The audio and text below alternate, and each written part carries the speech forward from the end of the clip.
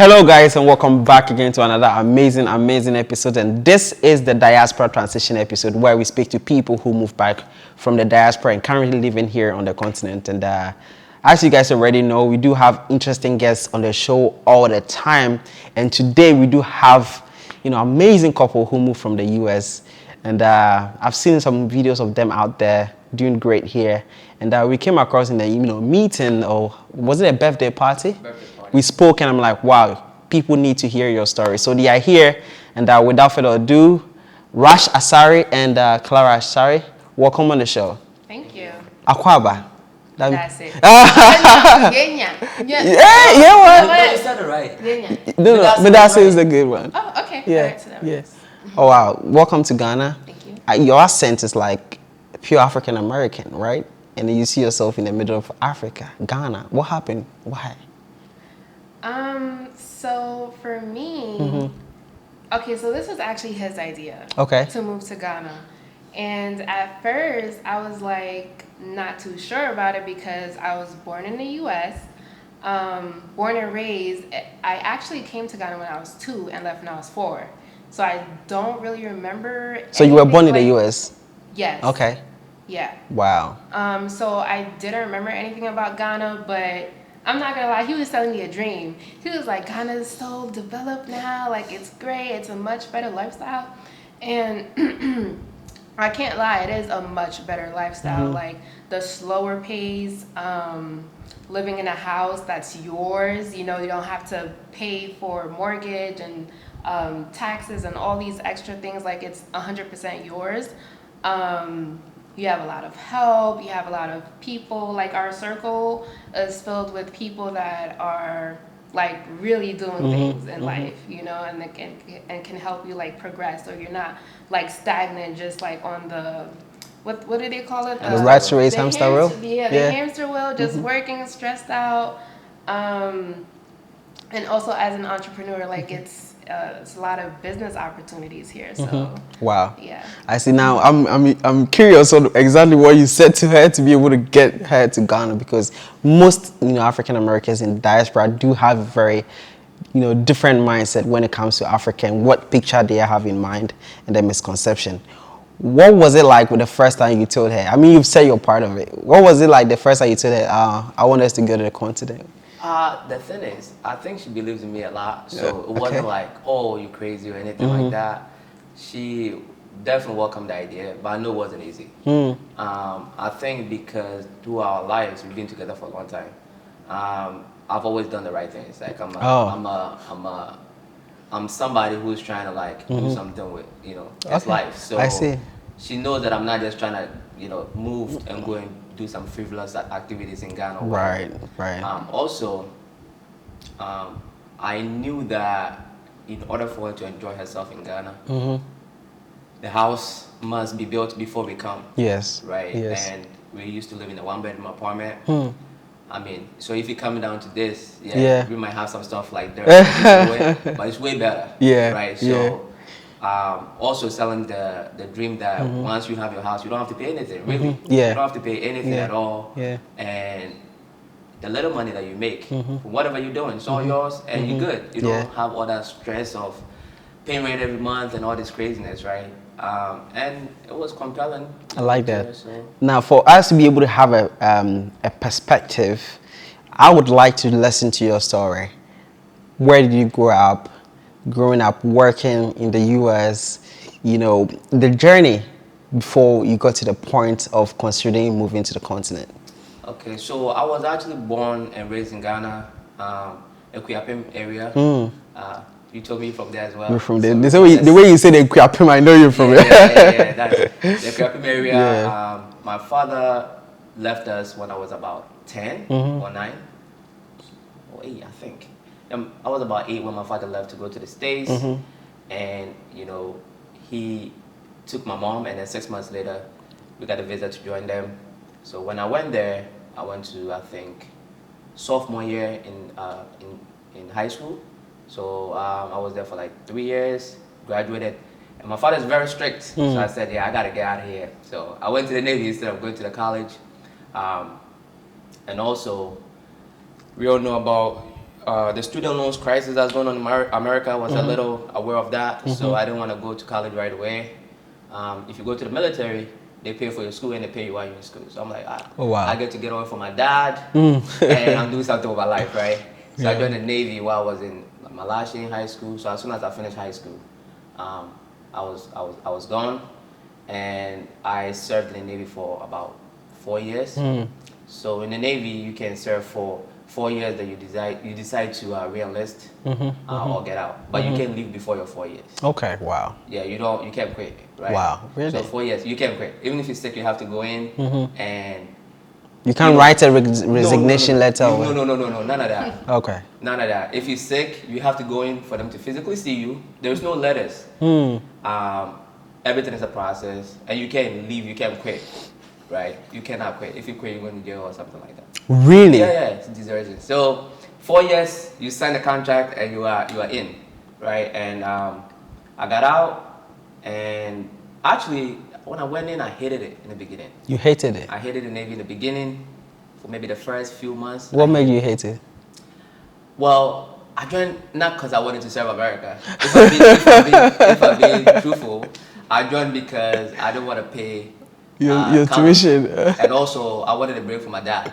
Oh, wow. So when I got to the military, I got off the wrong start, right? The recruiter, they are the people who like sell you the dream, like, oh, you can get this and that in the Navy. So I asked him, if I don't want to be on a ship, right? Yeah. Can I get that? He said, yeah, of course. And he wasn't lying, but you don't have the option. You can get it or not, right? You don't. It's not up to you. So I ended up on a ship, and the ship was in the shipyards, which is like shipyards where they're fixing the ships. And it's very, very strict there. You can't use your phone. That was in Virginia. I got stationed in Virginia. If you don't drive, you don't know anybody. I can't move around. I was literally stuck. I can't use my phone. I cried. My Wow. first day there, I cried. I literally cried. I was like, yeah, I made a wrong decision. But as time went on, I met people, learned how to drive, got a car, made friends, and I loved it. I was like, yeah, I'm probably gonna re-enlist until I got with her. And I'm like, yeah, this is definitely not it. So came back to New York, went to college, did my undergrad in accounting, and also did my master's. But it was during my last year in undergrad. I was coming back. This whole time I was coming back to Ghana, right? This whole time. How frequent? I think at least every other year, so every 2 years. Sometimes like I come this year, the next year I will come. Okay. Right? So I will come here, see what's going on. Ghana is developing like crazy. Before my first visit though, I would go straight to Ekuapemere, where I'm from, and nothing is happening there. Nothing is happening there. I mean, you can have fun, but it's a good weather there. It wasn't. The weather is good. It's amazing. It's amazing, but like the developments as far as like the East Legon, airport residential, that wasn't it, and I wasn't exposed to that side, right? So I remember one day, I think in 2018, a friend of my driver, he got somebody to take us to town, and I'm like, whoa, we have this side of Ghana, and I was hooked, right? And I wanted to come and set up a gym in Ghana. So that's where this whole idea came from. And setting up the gym was a business I wanted to do. Because mind you, I have a pineapple farm with a farmer.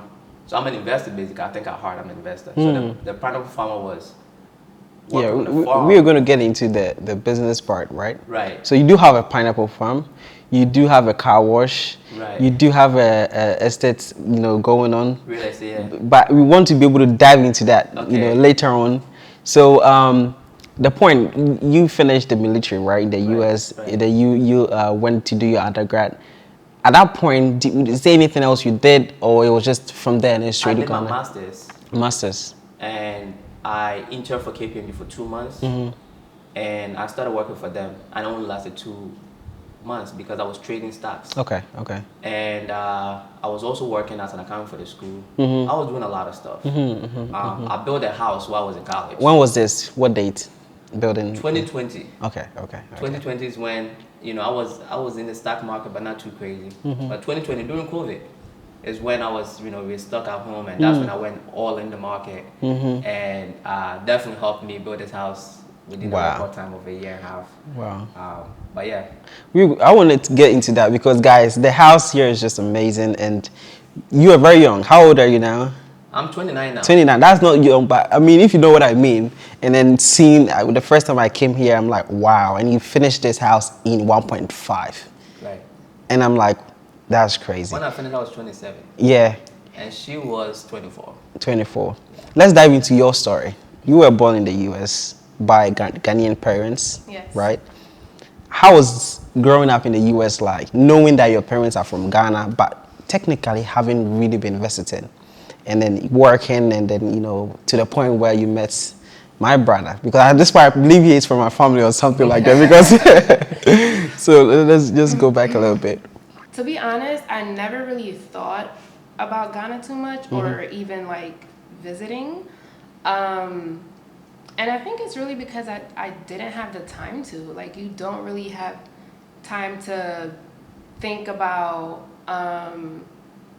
what you want to do, or like where you want to go, because you're constantly working, constantly.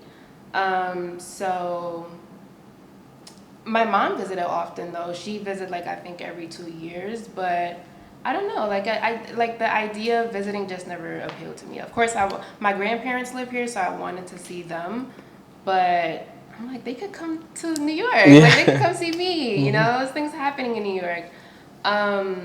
I would say my mom is not a typical Ghanaian parent. She's not the Ghanaian parent that's gonna force, like, you have to be a doctor, you have to be a lawyer, engineer, like, down your throat. She's very supportive in like any path you want to take. Like, for my brother, for instance, he's an artist, and like he's very good at it. So she'll encourage him to like go to art school, like, take it seriously, which I've always appreciated about her, because I feel like within the Ghanaian community, when it comes to our parents, not all, but like for the most part, they don't really allow you to like seek out other options that can potentially lead to like way more success than whatever it is they're pushing down your throat that might actually make you miserable.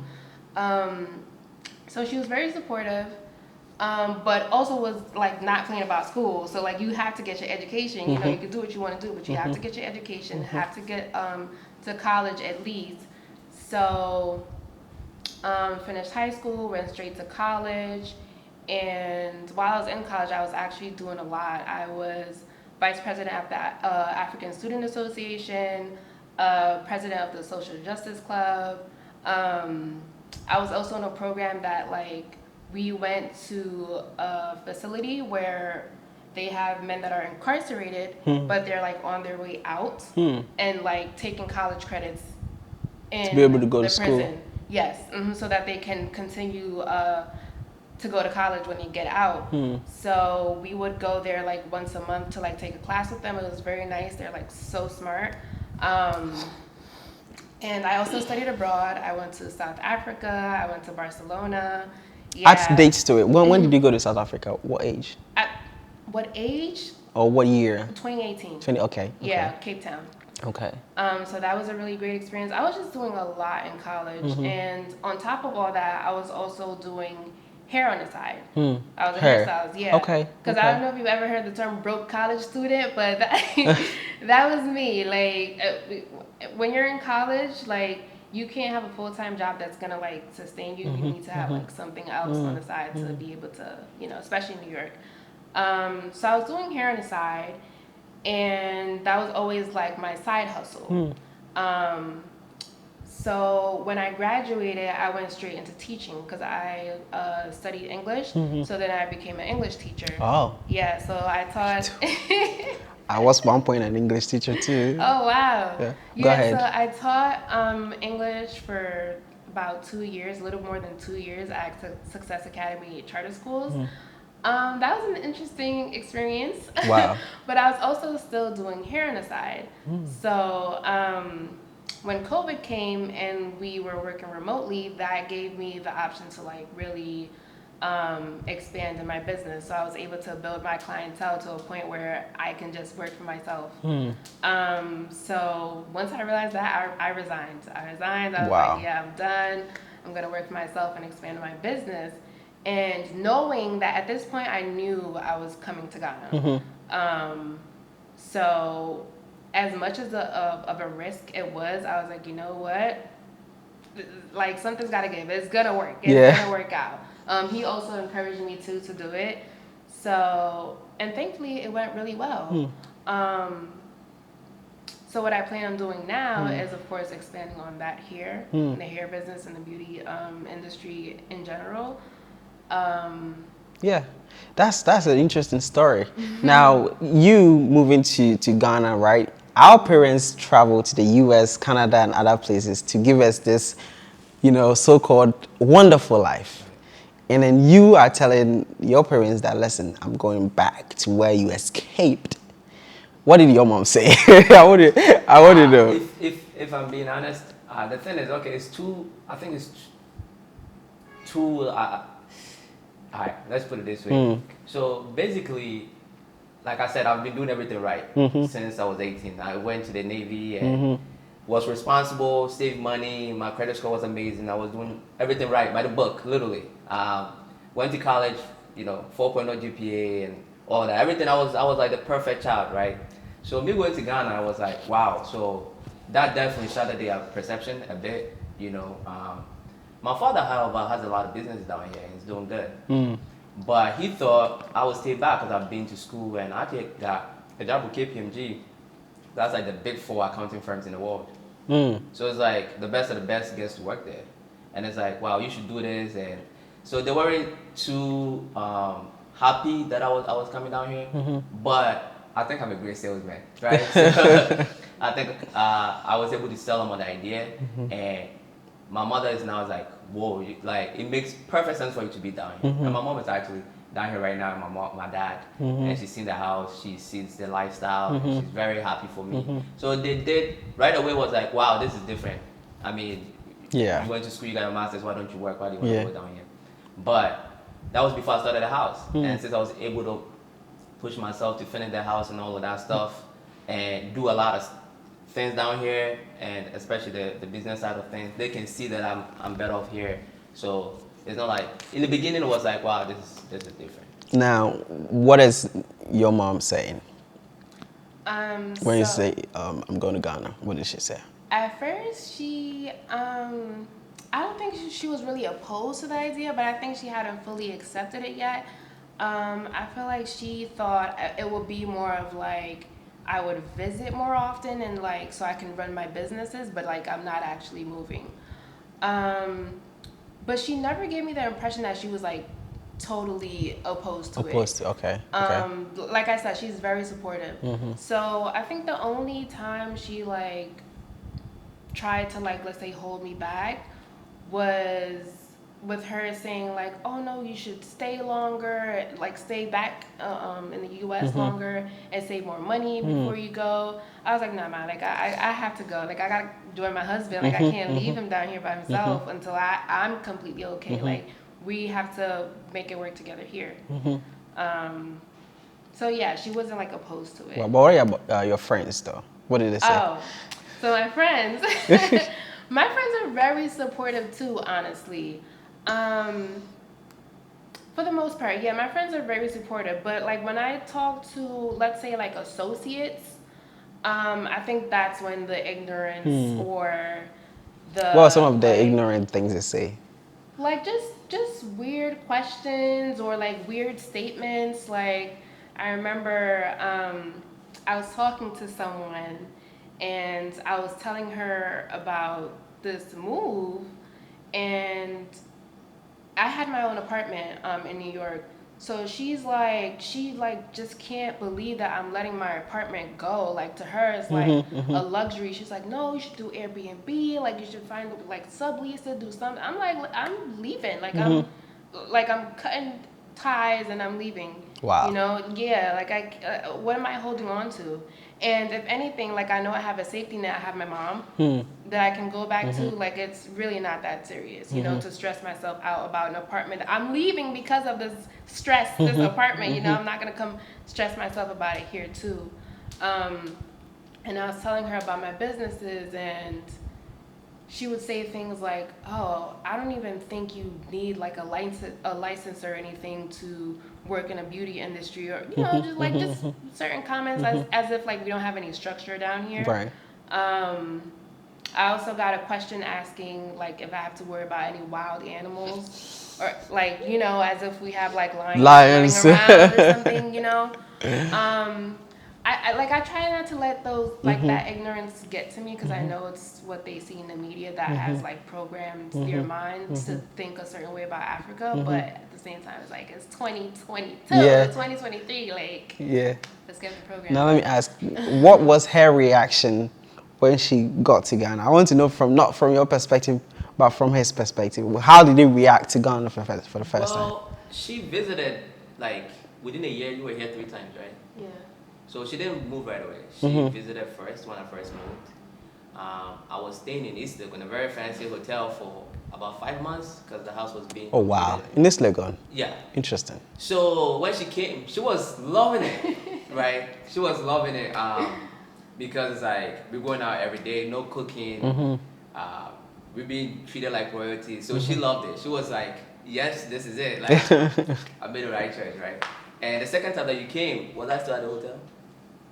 The second time, I think the second time we stayed at the hotel for a bit and then we came to the house. Okay, yes. That's when reality hit. Yeah, I was just about to move in, and obviously where the house is a developing area. Not too far from Accra, though, it's about 15 miles away. But because of the traffic in the roads being doubled pretty soon, they already commissioned it. So I'm thinking long term all the time. So I know, okay, it sucks now, but 3-4 years from now, it will take you, it takes like 30 minutes when you're coming back from the prime areas in Accra without traffic. Or traffic will take you about an hour and 10. So I know like this road has to be doubled. Everybody knows that. Right. It just hasn't been done yet. And our road leading here that's how Ghana operates. They gotta wait till a lot of buildings before they come and do it. So when it rains, their roads, you can't walk, So it was just different for her, like totally different, right? I lived in Virginia for a bit. Over there you drive and all that stuff, so it wasn't too different except the dirt roads, especially when it rains. Oh, it was terrible. So all of that, and she hates bugs, right? We have all this greenery, like the insects, right? Yeah, the insects, okay. Yeah. So all the flowers and all that stuff, New York, we don't really have a lot of those. So now that brings the insects. And she was just like, she wasn't feeling it, but then she had to let go of some identity that she Yeah. She think, okay, this and that, and she loves it now. Yeah. Right. So. Wow. So how many months has it been since you fully moved back to Ghana? I moved at the end of October. October last year. So a few months. Yeah. Okay. So in general, what would you say has been your experience so far? Are you liking it? Are you enjoying it? Yeah. I definitely feel at home now. So yes, I love it. But like he was saying, when I first came, like the very first time I came last year in November, it was very different for me because I came from East Legon to a now like developing area, and I'm like, the house is beautiful, like I love it, but something's just not clicking for me. And I think it was just that sense of like really feeling at home. Because the first time I came, it was like vacation vibes. Now I was like, this is where you're going to be living. So like, yeah, you get to be in touch with the Mother Earth directly. Yes. No pavement separation or anything like that. The soil is part of nature, isn't it? Yeah. So you're getting used to that part. Yeah. So reality started setting in, and honestly, my only complaint is not having convenience, because I'm used to like fast things, right? like being able to order stuff, being able to walk down a block and get everything you need. And it's kind of the same way here. Like we are lucky enough to have like a lot of things by us. Like we have food, beauty supply, Malcolm, all that. But we have to drive through the dirt road to get it. I can't just like walk down the block. So that's one of the frustrations you're going through. Yeah. Yeah. Wow, I like that. But he shared an idea with me, or I don't know if I can speak about it yet, but he's building something very interesting around this area. I can talk about it. You've shared a lot with me. The first time I came here, you showed me how long this building take to complete, what went into it, your other projects, you literally bought a washing bay and now converting it to a mini mall. Right. There's so much that you're doing here. And then not that it's just an idea, but I've seen it with this house where you're able to manifest it in real time, to get that imagination out. And then I know that many more is also coming into fruition. Right. How are you able to identify this kind of opportunities so easily? That's how I see it. So, in the past 4 years, I've read a lot of books and studied like entrepreneurs, like people like Elon Musk and all these big people. And I think it kind of rubs on you. Mm-hmm. And my father, thinking back, I think my father is very entrepreneurial. Like my father has a water company, and now he's selling building materials. And when I was young, I used to crack stones to sell to my own mom. I used to do a lot of stuff when I was really young. Really? Yeah. So I think it's something that was always there. But when I went to America, New York, the Bronx is very dangerous. It's a dangerous place. Really? Yeah, it's a dangerous place. What do you mean by dangerous? A lot of shootings. A lot of shootings. Kids not, doing what like a Ghanaian parent will want them to do. Like a lot of smoking and a whole bunch of stuff at a very young age. So my father was very strict on me. Very, very strict on me. Because of that, I think my entrepreneurial lifestyle kind of died down. It was gone. There was nothing I can go out and go make my own money. My father is very responsible. My father would pay for everything. As a matter of fact, my father didn't want me to work at all. He was furious when he found out I joined the military. I didn't tell him. He found out after I joined, and he had no choice. So yeah, that's just to go back to, I think it was always there.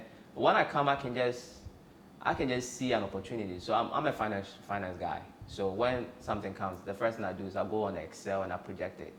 Right? I do a whole bunch of projections, and then I can see like what return I'm gonna get before I make any move at all. When I identified a car wash, I knew I want to build this mini mall.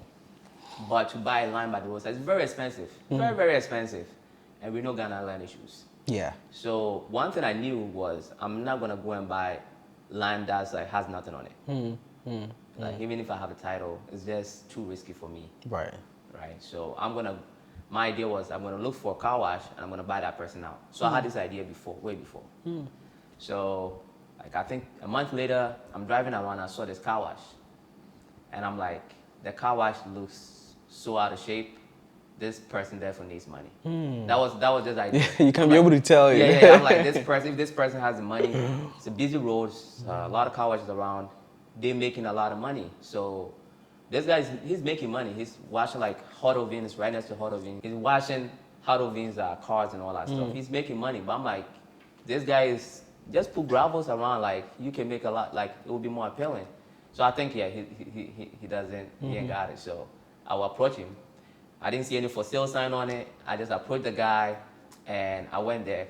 And it's a funny story because I went there, and I look very young. In Ghana, unfortunately, in order to do something like that, you have to have a big belly and tall, big guy. So when I went there, I was like, "Are you the owner?" He was like, "Yeah." I'm like, "I want to buy your place. How much are you gonna sell it for?" And he was just like, "Oh, this guy is so direct." He told me later. He called his wife. We spoke within like 5 minutes. They've been trying to sell this place for 5 years. People would come around and then they would whole bunch of stories. So I mean, if I'm serious, they're all in. I'm all right, cool. So I will buy it and I'm gonna take all your equipment and all of that. I really wanted the land, not the car wash. I really wanted the land, but I knew this minimal will have the car wash in there. So the land is what I wanted.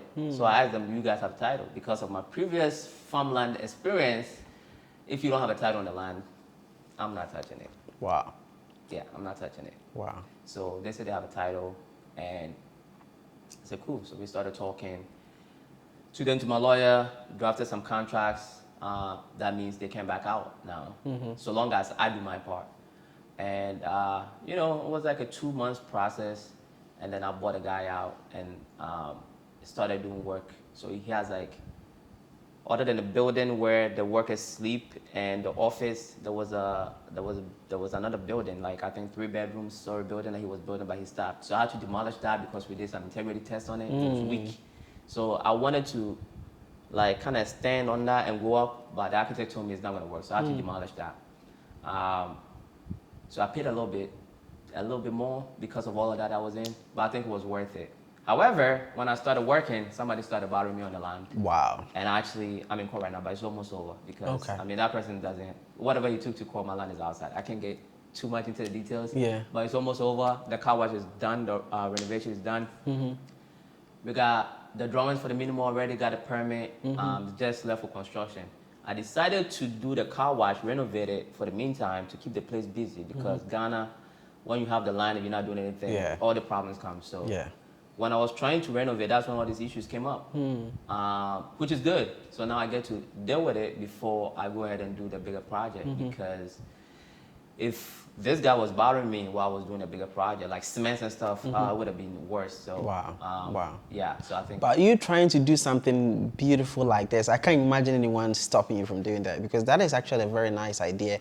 And as you guys see the 3D plan on the screen right now, it's beautiful. Thank you. So okay, let's not get into it. Anyways, but that's not the only thing you did. You had a pineapple farm. Right. Let's talk about it. So, well, the minimal, let me finish the minimal. Okay. The minimal, the idea is, remember, I actually came to Ghana to build a gym. That was the idea, remember? Right, yeah. So the minimal, the bigger space in the minimal is for a gym. That's the main idea. So if you're working out and somebody's washing your car, 1 hour, you don't have to do this and do that, right? You can take a shower, go to your wedding, all of that in one location. Yeah. That was the idea. We have a barber shop in there. She's gonna have a salon in there. Oh wow. We got a restaurant downstairs. We got a rooftop at night. We're gonna have a laundromat in there. Whole bunch of stuff. So it's gonna be a really busy place, and it's all in one spot. So you can be eating, your car's being washed, getting a haircut, all of that. You don't have to be driving around wasting time. If you have a gym membership, you can go take a shower, put on your suit, and go to a wedding. Wow. Right? It's that simple. So that was the concept. The pineapple farm, the farmer came to me that he needed money. He's been doing this for a while. I looked at the numbers. It made sense. We grow the pineapple. We sell it to a company that manufactures pineapple juice, and they pay us. So it's not like selling one by one. They just come for it from jump. So I'm like, yeah, there is no risk involved in this except like insects and stuff like that. So long as you take care of it, you're good to go. So I decided to test out the idea. We rented the land for the first time, 2 acres, and it was successful. So I'm like, okay, cool. Now we gotta buy our own land because the pineapple, when you grow one, the suckers. So in the beginning, we lost like 30% of our money, but that's how it works because the most expensive part is the suckers when you plant. Well, after one harvest, you're gonna have each one is gonna multiply by like 3 or 4. So you get bigger from there. You don't have to buy suckers. So after your second year, that's when the real money comes in. Right. So you gotta play the long-term game. So I decided to buy 15 acres right next to where we were and go on our own land before somebody gets greedy and then with the renting. 15 acres, that's a lot. Yeah, in a Buri. And 15 acres, they needed the money for a funeral. Funny story. Wow. That's what they were selling. So we did a search on the land, and the land was virgin land. Nobody has ever registered before, but the farmer knows this family, and the land belongs to them. So I'm like, all right, cool. The farmer is like my cousin. I trust him. He's a trustworthy guy. So I believed him, and I said, okay, this is a bit risky. Registering the land takes time, so I'm just gonna, put together a payment plan, and because they needed the money for the funeral, like, nah, right? So I gave it like 20% of it, and did a payment for over a year and a half, I think, and we've paid, I think, about 60% so far. It's 60% in. That's when we came to find out that at the registration level, somebody has blocked us. We can't finish the registration, and then we did some digging. Another family member went behind our back and sold like more than our land, not just our land, more than our land. So more of the family land to another company. Because I bought this to a company called Rubies, right? And so the issue is in court. I'm not the one in court, but I'm on standby until it's done. Wow. And so we stopped the pineapple farm.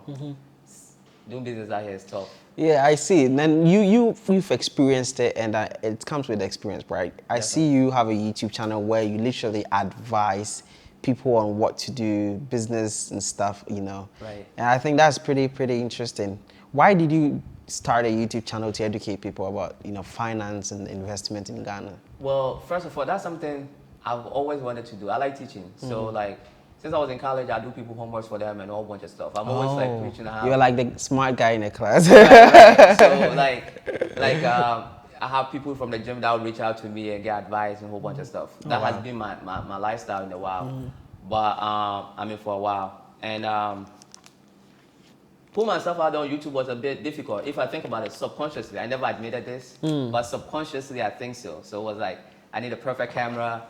I didn't know how to edit, so that was holding me back, right? So I had the knowledge, but all this editing, and I see people like your channel is looking so great, and I'm like, yeah, I don't know how to do this. But it was just this car wash, hold up. Gave me a lot of time. I was bored, and I said, you know what? Let me just record. Let me motivate somebody else. How I was able to manifest this house, and that was my first video. And that video did very well. I think I had like over 10,000 views within like 1 week, and I was like, whoa, this is my first video, and like a lot of positive comments, and that really helped me to steady all the editing. Videos are getting better. So yeah, I got on my shell, and the reaction was positive, and I feel like sharing more. And people are reaching out to me actually I do consultation. People are reaching out to me. Like yesterday, I found out that this lady's being charged like almost twice for a building that she's trying to do. Wow. Right. So I'm like, wow, I'm tackling a bigger problem here. I can really help people out. Like the estimate that she got just doesn't make any sense, right? So yeah, I think I'm up to something good for people in the diaspora, and also how to purchase land without avoiding all these issues, because it's trial and error for me. I've been involved in 6 land purchases and 2 has issues now, and I know what to do and what not to do.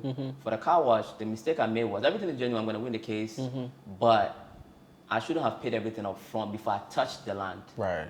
Because when I touched the land, that's when all these issues came up.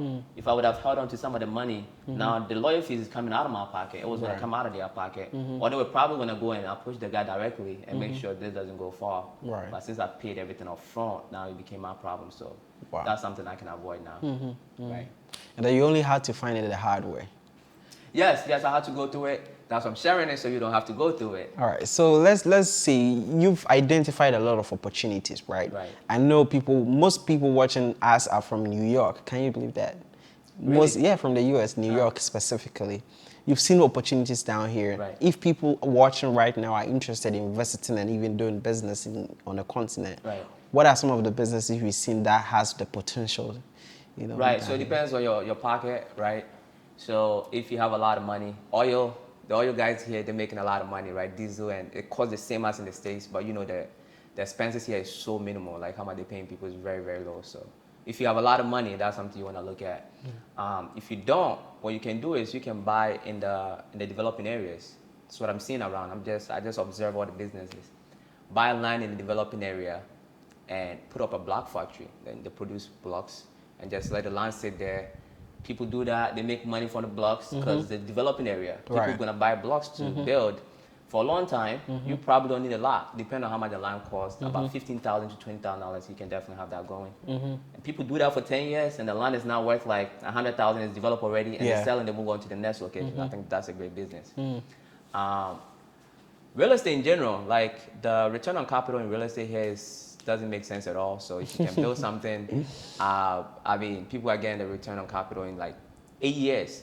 In America, it takes like 25, 30 years before you get from rent, before you get the money that you put into the building. Wow. Yeah. But so, how fast can you get it?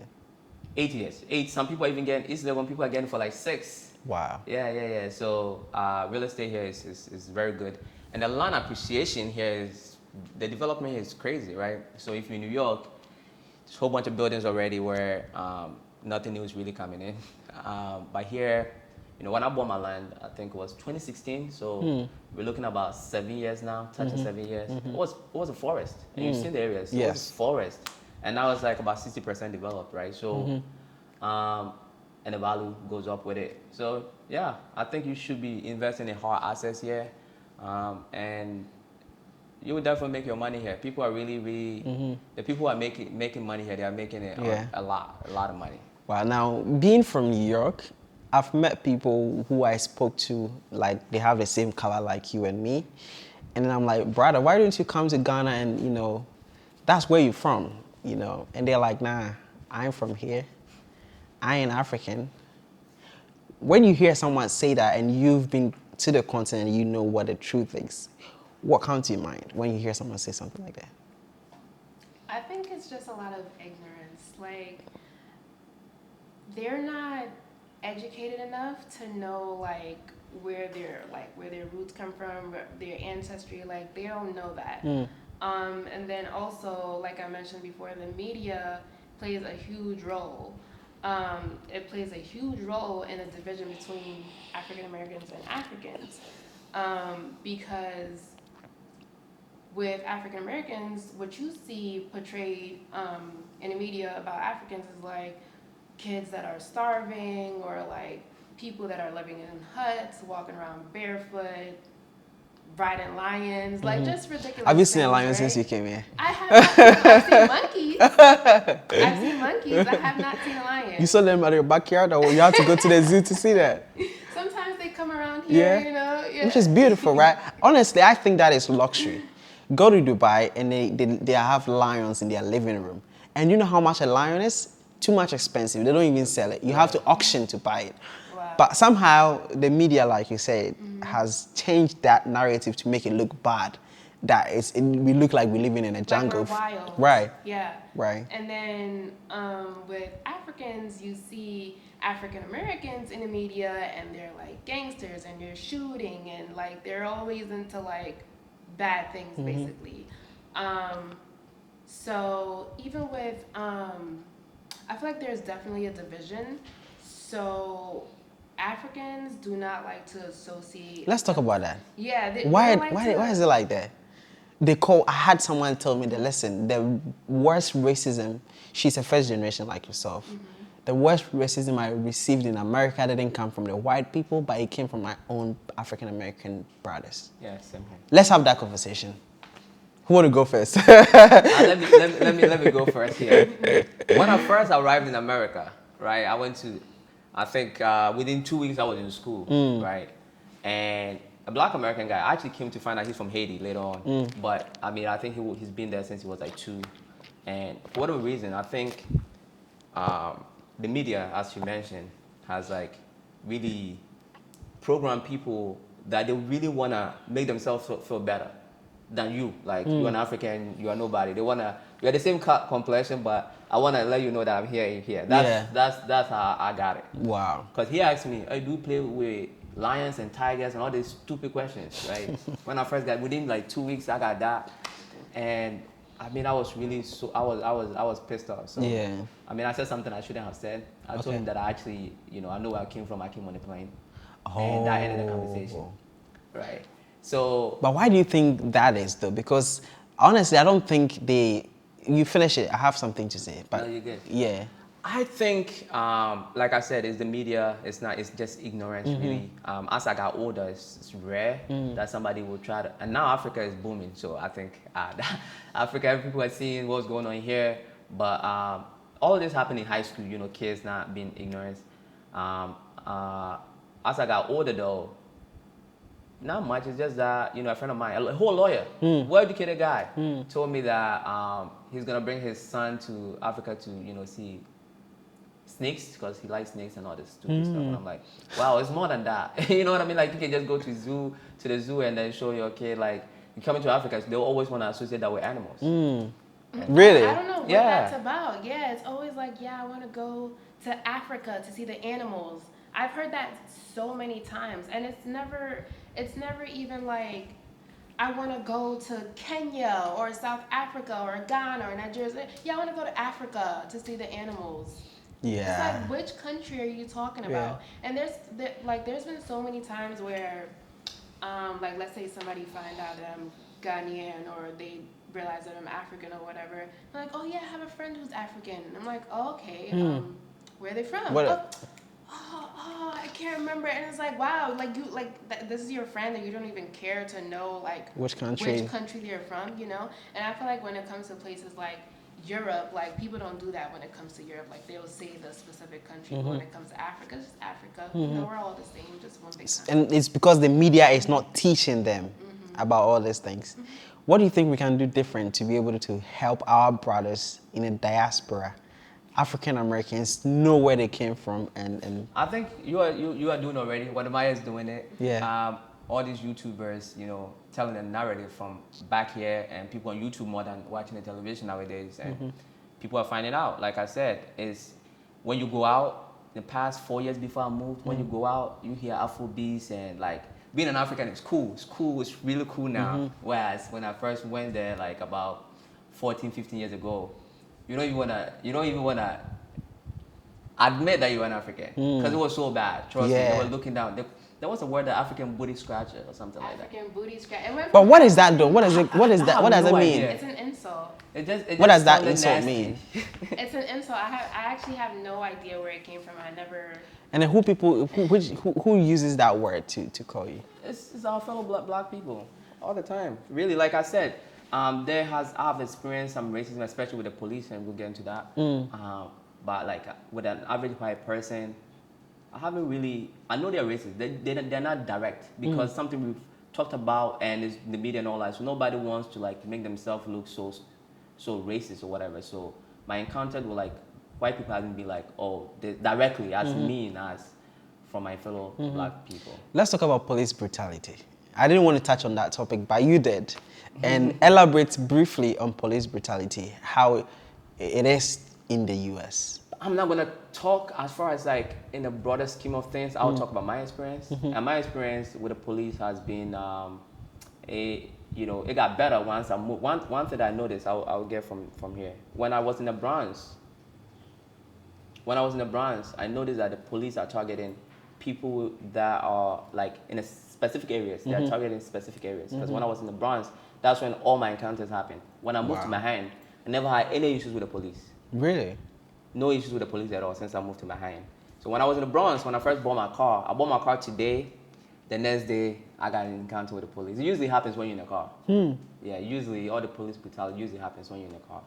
So the first one was this guy stopped me.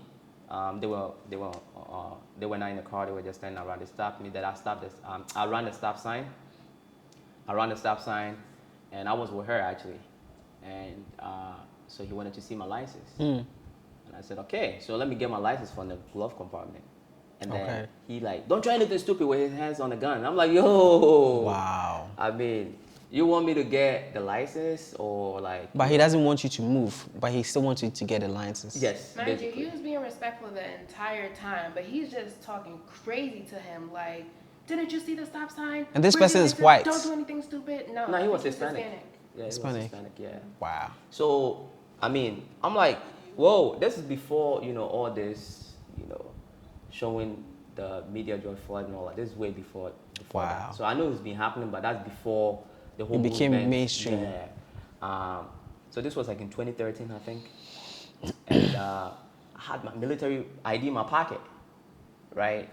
And so since I can't go in there, because I don't want to get shot, because it was really scary the way he was moving, I went in my pocket, I bought out my military ID, and I showed it to him, and he saw it, and he got so scared. Wow. Right, and his whole tone changed. Wow. Sorry, sir. It's a nice car. Drive safely. I mean. So you could have died because you were overspeeding. He could have killed you. I wasn't overspeeding. But he claims you were overspeeding, He right? said I ran a stop sign. A stop sign. Yeah. Because you ran a stop sign, he could have shot you. Yeah, absolutely. Ladies and gentlemen. And this is the USA. Yeah. This wasn't the Bronx. Guys. That one was not as scary as this one that I'm about to tell you. I went to watch Ghana versus Canada playing soccer in Washington, D.C. And in New York, especially in the Bronx, finding parking is hard. And Manhattan, it's really hard to find parking, the parlor parking. So we came back late. I went with my father's friend.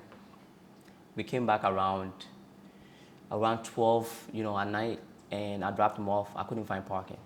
And usually when you can't find parking, you go and pay for the parking space for the night. All of that was taken. I went to like 4 different places, all taken. So I was like stuck with my car, looking around. I was looking around for about an hour and a half. And in New York, some of the roads are like one way, which means cars that's going this way another car cannot go that way. So I saw a guy going the opposite way, and I'm not gonna back up and do all the extra stuff if he's not moving a car. So some people are going to take the train. Most people actually are going to take the train. So I got out of the car to see where he's going, but he was walking to the train. So I was getting back in my car. As soon as I turned around, I saw 4 big dudes, not in uniform, all white. They slammed me against my car, and they started searching me right away. And I was shaking because I'm like, yo, what's going on? And I was trying to get my military ID, right? I was trying to get my military ID because it saved me on multiple occasions. So I was trying to get my military ID for them, like, hey, I'm not a bad person. And they put their hands on the gun, like, don't try anything stupid. And this time they got me by the car, and they searched my car, which is actually illegal because you need a warrant. But everything happened so fast. The whole thing happened within like 2 minutes, 3 minutes. They searched my entire car, slammed me against all of that, and then they were gone. I didn't get their name. They didn't show me their badge, nothing. So that was the scariest. Wow. And who are these people? You don't know who they are? They were undercover cops. Wow. Yeah. Just like Come on, that. yeah, just like that. No, that's Just why I'm like saying, guys, just come to Ghana, man. You don't have to go through this. You don't have to. Am I lying? Oh no. Have you encountered this situation The in Ghana? Ghana police, they don't even hold guns. They're just funny. I mean, no threats at all when they come to you. It's just funny the way they talk to you. All my experience with Ghana police has been funny stuff, literally funny Tell stuff. me one funny story. The police stopped me, right? He said I ran the stop sign. I mean, the red light. I don't remember running the red light, but okay, no problem. So I said, it's Ghana. Ghana, nothing, everything is like, it's money. It's like something small for the boys, and you're good to go. So I said, I was actually in a hurry to escape the traffic coming this way. So I said, you know what? It's Ghana that we're in right now. You call me. Let me just give you something to go. He said, no, let's go to the police station. Because, all these fraud boys and all that stuff, they're scared to go to the police station. They thought I was one of those. Oh, wow. So he took me to the police station, and he said he's going to write me a ticket, and I will have to go to court the next day. And I said, okay, no problem. And he put a pen on the paper, and then he looked at me. And I'm just sitting there chilling. At this point, I'm like, yeah, I'm already late, so it's whatever. Then he said, I'm going to write you a ticket, and you have to go to court tomorrow. I said, yeah, go ahead and write me. And he said, why am I acting like that? And I said, what do you mean? Like, I was trying to talk to you. You told me, let's go to the office. Here we are. Oh, he was trying to tell you that you should stop me from going, to write your ticket. Is that what he wanted to say? Yes, like, no. Once he's trying to write you up, and if I were a bad person, you'd be like, oh, no, please, okay. Yeah, all right. Then he can get more out of you. Okay. That's the game he was trying to play, and I already knew that. So since I was like nonchalant, like, just write me the ticket, I'll go and pay whatever I have to pay, so whatever. And he was like, why are you acting like that? I'm trying to help you. I said, help me. I was trying to talk to you earlier. You said you were going to write me up. He said, security reasons, yada, yada. We went out, we solved the issue, no problem. But he just wanted to intimidate me to get more money out of me. Yeah. But it's never, they don't even hold guns. They are funny. Yeah. He sat in my car. They will always sit in your car, right? And let's go. And he told me to drop him back off where I took him from when it was over. So yeah, it's just stuff like that. No risking your life situation. No. Stuff like never that. Wow. Wow. Send a message to the diasporans in the US and other places. You've seen Ghana, you've experienced Ghana. If you do have a message, what would that message be? I would say definitely visit Ghana, especially if you're young, especially if your family is from Ghana, just to get a sense of like where you're from, get a sense of Ghana. Maybe an idea might spark, like a business idea, or maybe you might really feel at home or really feel at peace and actually want to move down here. Or maybe you just want to run something while you're still living in the States, be based in the States, and have your business coming in so that you have, another income while you're working in the States. Just visit. If you do have a message to our brothers in the diasporans, even Ghanaians too, though, because they don't want to come back. Yeah, I would touch more on Ghanaians. So if you're Ghanaian abroad, I think the least you could do is, I know asking you to move here is too big for some people. I understand that. The least you could do is buy land and build something on there. So for example, let's say you were in Ukraine, you thought like you got a maid and you're here. Where were you gonna go to when that happened? Right. You have a second home, and it's your birthright to own something here, because the foreigners are doing good and they're buying up all these places, and you wanna own a piece of that. If you're a black person as well, you might wanna come out here and look. It's not what you've been hearing on the media all this while. Some people have already found out and they've made the move. So come and check it out, visit. Have fun. If it's not what you like, go back. No risk at all, but you might want to check it out. Guys, come to Ghana, visit Ghana, explore Ghana. Did you experience Afrochilla? No. Why? Me personally, I don't like too much noises and too much people. But she loved that. She wanted to go. I didn't have anybody to go with. Really? I had just moved. I had just came at the end of October. Okay. Yeah. So no Afrochilla, no Black Star Line Festival. No. None of the above. Yeah. This year, will you go? Not me. Me, yeah. But will you go? Yeah. Hopefully. Can you imagine Global Citizen, having a whole show in Ghana? Could you have imagined that? Yes. Yeah? Are you sure? Yeah. Because I know with that misconception, I know people are out there where they couldn't see that happening. The only country in Africa where Global Citizen ever went to was South Africa. I knew you were going to say that. I Right? didn't know that, but I knew you were going to say that. And then the next is Ghana.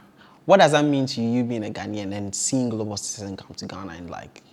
Oh, Ghana is really on the map, right? There are other places that needs to be developed still, but the place that's developed, like airport and Isegon, is like world class. So it's literally like, if not fancier, trust me. I've been out to lounges to have fun. The lounges out here is like really like higher end, more high end than Some places in the US. Yeah.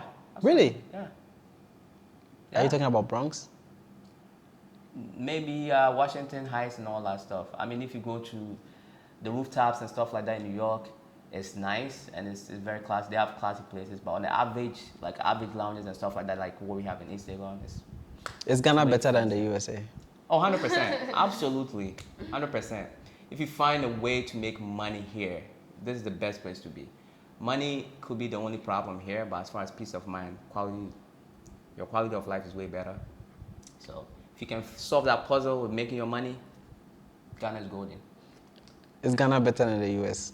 I would say to be very honest, they're both good in their own ways. Like they both have their pros and cons. Let's talk about their pros and cons. One pros and one cons for US and one pro and one cons for Ghana. I mean, I know what the cons would be for Ghana, but America. What is a pro for America? I would say that the structure is a little bit better. Not saying that bribery and all that stuff doesn't happen, but it is a little bit more better and legit. The con would be not really being able to like own things easily as you can in Ghana. A pro for Ghana would be being able to own things. I mean, you will go through obstacles, but at the end of the day, it's yours. Con will be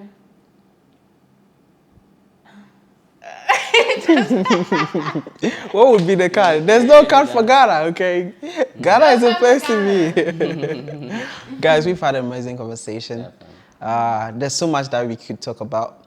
I think we're going to do a part 2. Guys, if you do need a part 2, comment down below and I'll promise you we'll do a part 2. And if you guys do have a final message, right, to the audience, what would that message be? If you're one of those Ghanaians that have not visited in years or like haven't visited at all, think about when you finally do decide to visit, maybe you're like in your late 30s, 40s, whatever, middle age, and you come and everything is taken up by the foreigners. How are you going to feel thinking that you're coming to your homeland? You've left wherever you're living, which is not your actual homeland. You're thinking, yeah, I'm coming to my homeland, I'm coming to see my people, and you go to like all these fine places and you're taken up by foreigners. Think about that. That's exactly what I was going to say, so you got it. Yeah. Yep. And then don't let the challenges stop you from coming, because I know people, the Chinese is moving in, the Lebanese is moving in. They go to the forest where there's no way, there's no, routes, and they take their bulldozers and, literally pave ways to the, like, whatever you might think of, and they just derive the money out of the soil or whatever you would call it. And you, who owns the property or the soil, the land, is living in the US and go to 9 to 5 and working at McDonald's and like this hectic, you can be living in paradise in Ghana. I'm just saying. Anyways, for those of you calling me Mr. Interviewer, my name is Hayford, okay? So feel free to call me Hayford all the time. I'm a content creator, a cinematographer. And follow me on Instagram. You will see the name on the screen. And also follow them on their YouTube channel and also on their Instagram. Do you guys have Instagram? Yes. Can you please share to the audience so they can follow you guys? Yes, so my personal Instagram is Clara Asare, just Clara, sorry, I'm sure you'll put it in the screen. On the screen, Clara yes. is double A. He'll type it in. Okay. Yeah. And then for my business page is pretty with an I_palace. Right, and my YouTube channel is Rush Asare, Rush Asare, R-U-S-H, Asare, A-S-A-R-E. Same way, Instagram, Rush Asare. What should they expect coming to your YouTube channel? You can expect to be educated on how to buy land, how to business ideas, finance, you know, sharing my journey with all the stuff that I'm doing down here. You can learn a lot, like especially like shipping, how to move here. Like if you've never thought about how you can possibly move here, I'm sharing ideas as to how you can do it. Like securing a remote job, coming down here, your expenses lower, and you can actually use some of that income to set up business while you're down here. And when you feel like, okay, I can let go of this job, you can do that. That's the easiest way. You don't need a lot of money to do that. And a whole bunch of stuff. So if you come there, you'll get educated, you get some ideas, and you see your way forward. Maybe it might not be in Ghana, another country, but the same concept. All right, guys, thank you so much. Thank you. Guys, I want you to subscribe. The reason why I always keep telling you to subscribe and like the video is so YouTube can promote this type of content to other folks, you know, for them to also get the value that is coming out of the video. If you love the video, you like enjoying it, and you don't subscribe or share or like, nobody's going to see it, right? And then other narrative or whatever narrative, if you know what I'm saying, would be the one that is being promoted, because those who love that narrative would always like that video, share it, and then, you know, subscribe, so that that negative narrative will, you know, keep going to the masses. But if you don't want that to happen, all you need to do is to like the video, subscribe, share to friends and family, so we promote this type of, you know, narrative on the continent. So yeah, without further ado, guys, let's say bye-bye to them. Bye. Bye-bye.